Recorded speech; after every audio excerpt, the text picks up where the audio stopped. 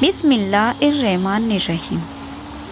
پیارے دوستو، حج کے دوران شیطان کو کنکریاں مارنا بھی ارکان حج یعنی کہ حج کے ضروری حصوں میں سے ایک اہم عمل ہے۔ اس عمل کو رمی یا رمی جمرات کہا جاتا ہے۔ تو پیارے دوستو، حج کے اس عمل کو انجام دینا تھوڑا مشکل ضرور ہے، لیکن اس کے بغیر حج مکمل نہیں ہوتا۔ اب سوال یہ اٹھتا ہے کہ اس عمل کی اہمیت کیا ہے اور اس کی حکمت کیا ہے، یعنی کہ یہ کنکریاں شیطان کو کیوں مارے جاتی ہیں۔ تو دوستو، ہم بات کر رہے تھے رمی کی۔ یاد رکھیے کہ رمی جمرات حج کے مشہور اور اہم کاموں میں سے ہے۔ رمی کے لغوی معنی ہیں پھینکنا، ڈالنا، الزام لگانا یا بات اڑانا۔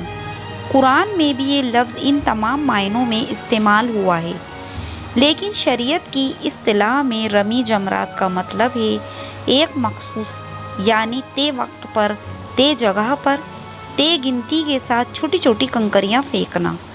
10، 11، 12 اور 13 ذی الحجہ کو ہر دن 3 جمرات یعنی جمرہ اولیٰ، جمرہ وسطیٰ اور جمرہ عقبہ پر 7 کنکریاں پھینکنی ہوتی ہیں۔ اگر کنکریاں سیدھا جمرہ پر نہ لگیں لیکن اس کے قریب 1 سے 3 ہاتھ کے فاصلے پر گر جائیں تو بھی رمی ہو جاتی ہے۔ اب سوال اٹھتا ہے کہ کیا کنکریاں واقعی شیطان کو ماری جاتی ہیں؟ تو یاد رکھیں، یہ ایک یادگار عبادت ہے جو شیطان اور برائی کے خلاف علاماتی اظہار کے طور پر ادا کی جاتی ہے۔ یہ عمل حضرت ابراہیم علیہ السلام کے اس واقعے کی یاد دلاتا ہے جب وہ اپنے بیٹے کی قربانی دینے کے لیے جا رہے تھے۔ امام بہقی نے حضرت ابن عباس رضی اللہ تعالیٰ عنہ سے روایت بیان کی، جب حضرت ابراہیم علیہ السلام اپنے بیٹے کی قربانی کے لیے روانہ ہوئے تو شیطان 3 بار ان کے سامنے آیا۔ پہلا جمرہ عقبہ کے پاس، آپ نے اس پر 7 کنکریاں پھینکی اور وہ بھاگ گیا۔ دوسری بار پھر دوسرے جمرہ یعنی وسطیٰ کے پاس آیا، آپ نے پھر 7 کنکریاں ماری۔ تیسری بار پہلے جمرہ یعنی بلا کے پاس آیا، آپ نے پھر سے 7 کنکریاں ماری اور وہ غائب ہو گیا۔ حضرت ابن عباس فرماتے ہیں کہ آج جو حاجی یہ عمل کرتے ہیں وہ حضرت ابراہیم علیہ السلام کی سنت اور پیروی میں کرتے ہیں۔ رمی اسلامی امت کی طرف سے شیطان اور تمام باطل طاقتوں کے خلاف اجتماعی یعنی ساموہک نفرت کا اظہار ہے جو ہر سال کیا جاتا ہے۔ تو پیارے دوستو، اب یہ بات واضح ہو گئی کہ حاجی جب جمرات کو کنکریاں مارتا ہے تو وہ کنکریاں حقیقت میں شیطان کو نہیں لگتی، بلکہ یہ ایک علامتی یعنی پرتیکاتمک عمل ہے۔ تو یاد رکھیے، حضرت ابراہیم علیہ السلام ہمارے روحانی باپ ہیں، اور جب انہوں نے اللہ کے حکم پر اپنے بیٹے کو قربان کرنے کا ارادہ کیا تو شیطان نے انہیں بہکانے کی بار بار کوشش کی، لیکن حضرت ابراہیم علیہ السلام نے ہر بار اسے کنکر مار کر بھگا دیا۔ اس واقعے کی یاد میں ہم مسلمان کو یہ ذمہ داری دی گئی ہے کہ وہ بھی شیطان کے خلاف اجتماعی یعنی کہ ساموہک نفرت کا اظہار کریں۔ یہی وجہ ہے کہ جمرات دراصل شیطانی طاقتوں کی نشانی ہے، وہاں کوئی اصلی شیطان موجود نہیں ہوتا۔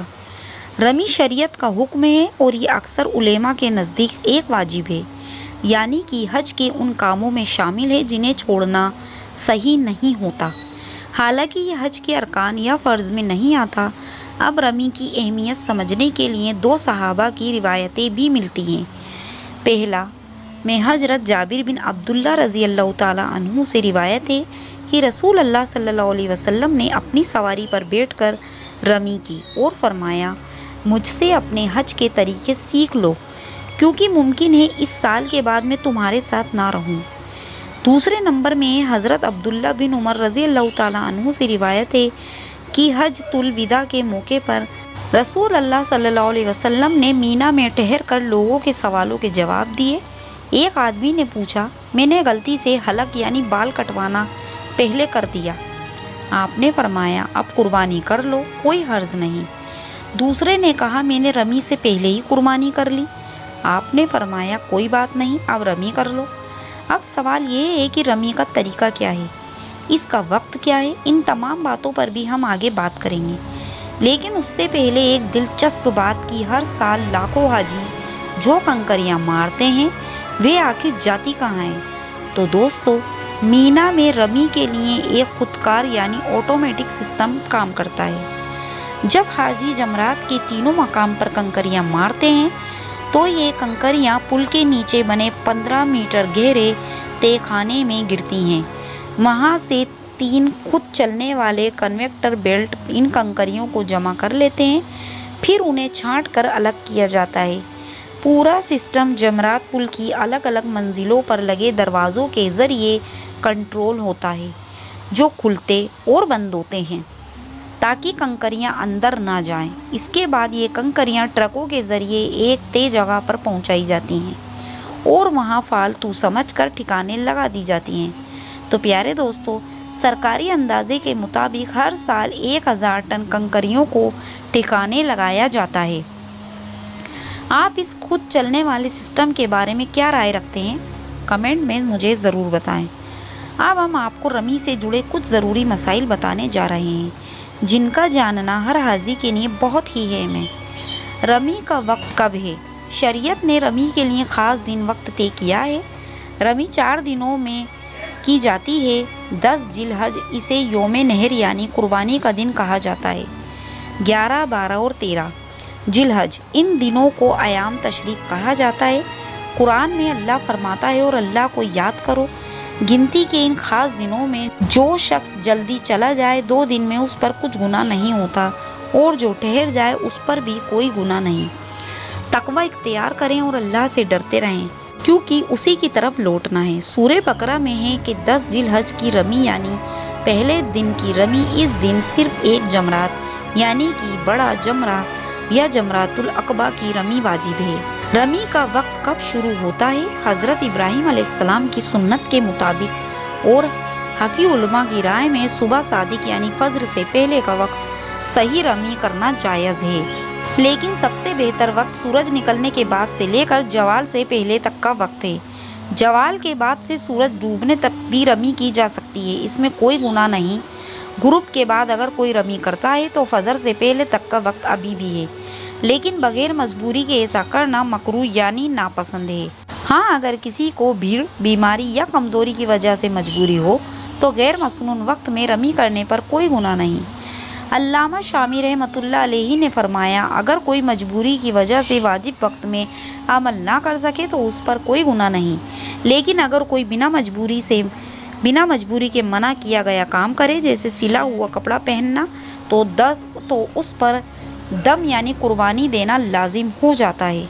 انہوں نے یہ بھی کہا کہ جو شخص بنا کسی مجبوری کے فجر سے پہلے رمی کر لے تو اس نے غلط کیا، لیکن اس پر کوئی جرمانہ نہیں۔ تو یاد رکھیں، اکثر حاجی علماء کی یہی رائے ہے کہ اسی پر عمل کیا جاتا ہے۔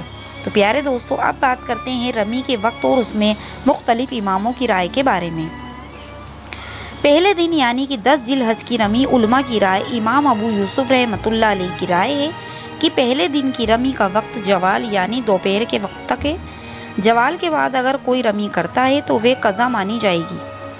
انہوں نے یہ بات اس وجہ سے کہی کہ باقی 3 دنوں یعنی 11، 12، 13 ذی الحج میں رمی کا وقت زوال کے بعد شروع ہوتا ہے، تو پہلے دن زوال کا وقت ہونا چاہیے تاکہ وہ عمل دین کے پہلے حصے یعنی نصف اول میں ادا کی جائے۔ اگر کوئی 11 ذی الحج کی صبح تک رمی نہ کر پائے، امام ابو حنیفہ رحمۃ اللہ علیہ کے مطابق ایسے شخص پر رمی کی قضا بھی واجب ہے اور دم یعنی ایک جانور کی قربانی بھی، مگر صاحبین یعنی امام ابو یوسف اور امام محمد کے نزدیک قضا تو کرنی ہی ہوگی لیکن دم واجب نہیں ہوگا۔ امام شافعی رحمۃ اللہ علیہ کی رائے میں اسی کے قریب ہے، یعنی قضا تو ہوگی لیکن دم نہیں۔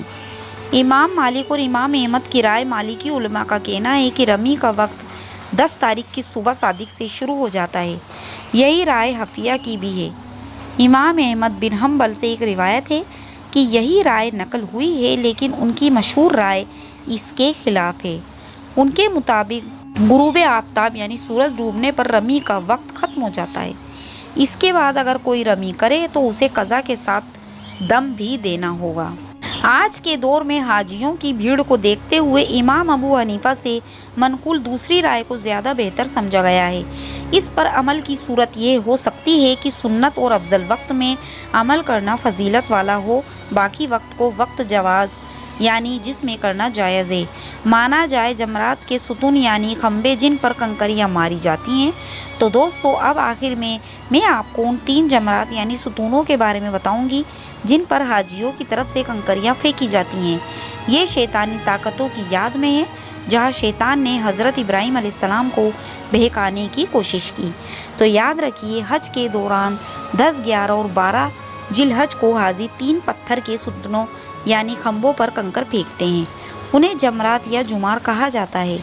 یہ تینوں مقام مینا میں موجود ہیں اور یہ شاعرہ اللہ میں سے ہے۔ یہی وہ جگہ ہے جو اللہ کی نشانیوں میں شامل ہے۔ جمرات کیا ہے؟ جمار دراصل جمرہ کی جمع ہے۔ عربی میں جمرہ کا مطلب ہوتا ہے چھوٹا کنکر یا سنگریزہ۔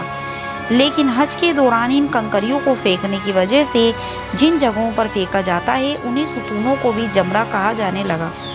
حاجی 10ویں سے 13ویں ذی الحج تک ان ستونوں پر کنکر پھینکتے ہیں۔ ایک دلچسپ بات تفسیر ابن کثیر میں لکھی ہے کہ جن حاجیوں کی رمی یعنی کنکر پھینکنا قبول ہو جاتی ہے ان کی کنکریاں غائب ہو جاتی ہیں۔ صرف وہ کنکریاں بچتی ہیں جو قبول نہیں ہوتی، ورنہ سوچئے اگر ساری کنکریاں وہیں رہ جاتی تو ہر سال وہاں پتھروں کے پہاڑ بن جاتے۔ آپ جانتے ہیں کہ تینوں جمرات کے نام جمرہ اولیٰ یہ مینا سے سب سے قریب ہے اور اسے جمرہ دنیا بھی کہا جاتا ہے۔ اس کے پاس ہی مسجد خیف ہے اور حضور صلی اللہ علیہ وسلم نے وہیں قیام فرمایا تھا۔ جمرہ وسطی یہ بیچ والا ستون ہے، اسے جمرات الوسطی کہا جاتا ہے۔ نمبر 3 میں ہے جمرہ عقبہ، یہ مکہ کے قریب ہے اور جمرات الاخری بھی کہا جاتا ہے۔ یہ ستون عقبہ نام کی جگہ پر ہے۔ وہاں حضور صلی اللہ علیہ وسلم نے حج کے دنوں میں باہر سے آئے لوگوں کو تبلیغ یعنی اسلام کی بات پہنچائی تھی۔ عقبہ کا مطلب ہوتا ہے پہاڑ کے راستے کے بیچ کا میدان، اسی لیے اس جگہ کو عقبہ کہا جاتا ہے۔ خلاصہ یہ ہے کہ مینا میں 3 ستون ہیں یعنی 3 کھمبے ہیں جنہیں حاجی کنکر مارتے ہیں۔ یہی ہے جمرات، پہلا جمرہ اولیٰ یعنی مسجد خیف کے پاس، دوسرا اور جمرہ وسطی اور تیسرا جمرہ عقبہ یعنی مکہ کے قریب۔ تو دوستو یہ تھی میری آج کی ویڈیو جس میں ہم نے آپ کو رمی اور جمرات سے جڑی اہم باتیں بتائیں۔ اگر آپ کو میری ویڈیو پسند آئی ہو تو اسے لائک اور آگے شیئر ضرور کیجیے گا تاکہ لوگوں کو پتہ چلے کہ آخر شیطان کو کنکریاں مارنے کے پیچھے کی حقیقت کیا ہے۔